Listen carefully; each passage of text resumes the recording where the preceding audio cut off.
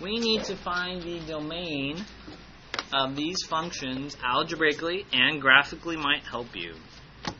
Ricardo, pick a letter, F, G, or H. Okay, how'd you find that algebraically?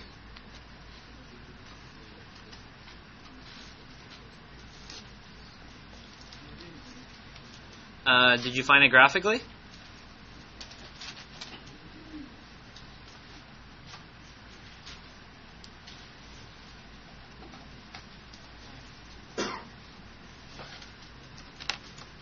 What does this graph look like? What's the parent function? What's a 12 basic graph?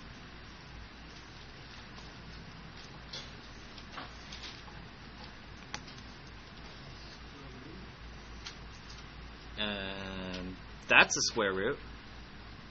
So what does a graph look like for x squared?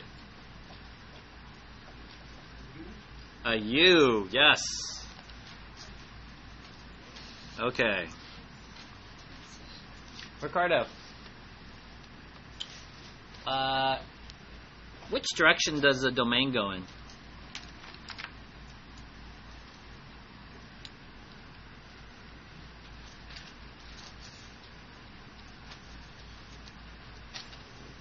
Bottom to top or left to right? Left to right. So what's the first thing I touch on this graph?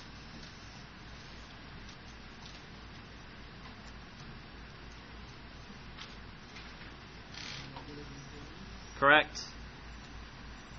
And what's the last thing I'm going to touch? And what symbols do you write there? What symbols? Integral notation. Parentheses. There we go. There we go.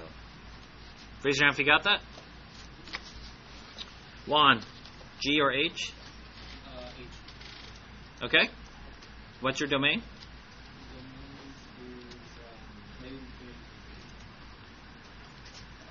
What does the graph look like? It's a linear function.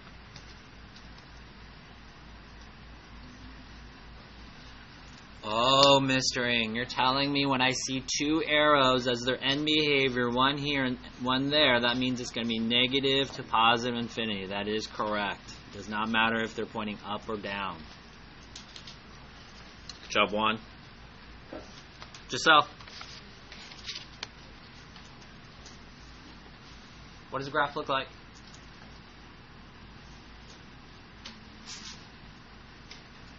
Does it look like a U or half of a U? It's half of a U. Okay, question. Domain refers to which letter, X or Y's?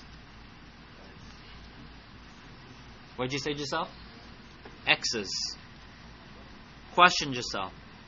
Which X values can I not pick? You're thinking 2, but what is 2 minus 2? Giselle. And what's the square root of 0?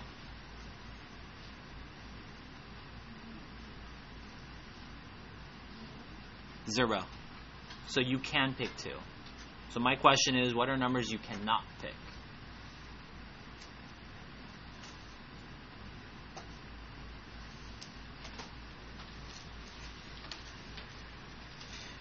Maybe let me ask a different question. Everything in yellow, do we want it to be equal to 0, greater than 0, or greater than or equal to 0?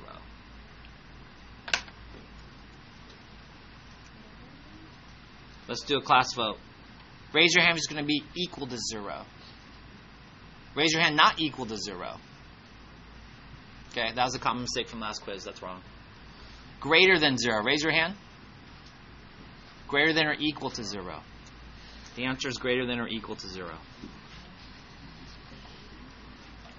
Why is that the case? Because I can take the square root of a number. If you add 2 to both sides, you get x is greater than or equal to 2. What does this mean? it says you can pick 2, like Giselle did. You could pick 3. You could pick 4. You could pick any number bigger than 2.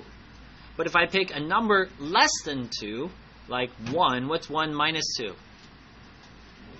And square root of negative 1 is an imaginary number. And we're doing the real. Does that make sense? So if you did yourself a quick visual on 2, if you put in your graphing calculator, your graph's going to look something like this. And then what would your interval notation be? Bracket, because it's a closed circle at 2. And towards what? Infinity. So here, this was a quick review of finding the domain. Some of these you don't need to do it algebraically. It's the square roots and the rational functions that you need to do that. Does that make sense? And then you can always get a graph to kind of get a picture.